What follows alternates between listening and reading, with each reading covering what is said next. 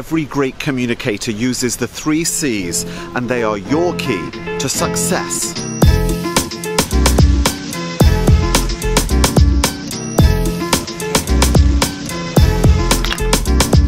Alright, I'm in Orlando, Florida, which is always a delight. Weather is just gorgeous. 3 C's. Consistency, clarity, and confidence.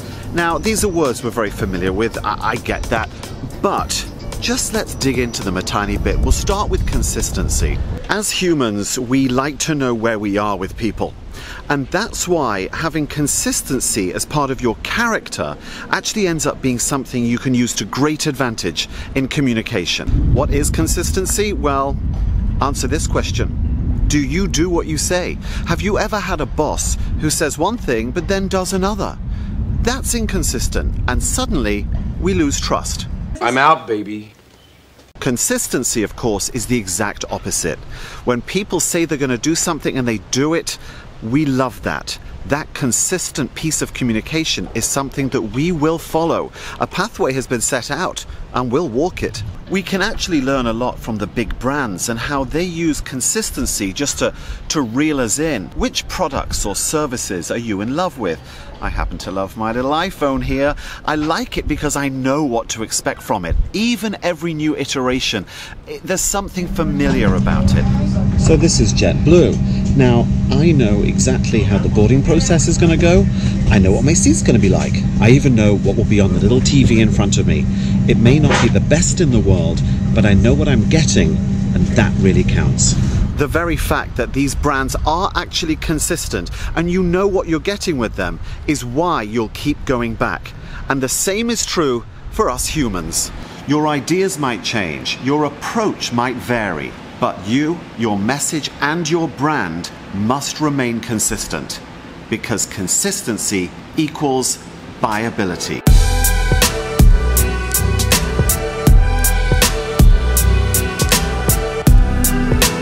Alright, so next up, let's talk clarity, which arguably is the most important of the 3 C's.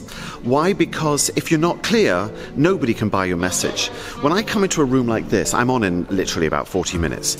I have a presentation or a keynote to share with this audience.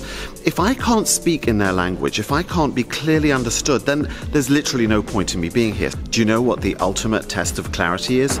After you've gone into a room, explained your idea, and then left, the people who listen to your idea should be able to repeat back exactly what you said, not in your words, but in their own. That means that they listened, they understood, and they got it. Do you understand the words that are coming out of my mouth? But think of it this way.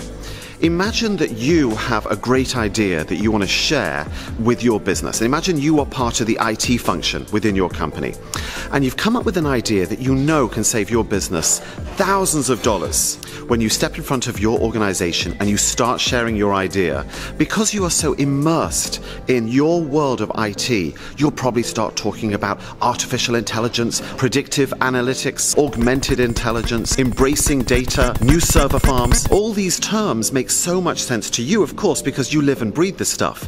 But to the people listening, they're all sitting there going, what's he talking about?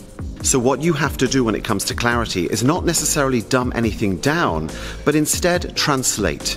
Because as long as you are clear, you at least can be understood, and then your idea has an even better chance of being bought.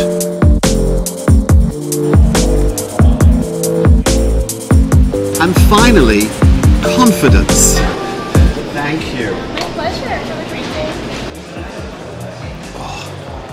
All right, so I'm not going to sit here and say, hey people, you should be confident, because you clearly already are.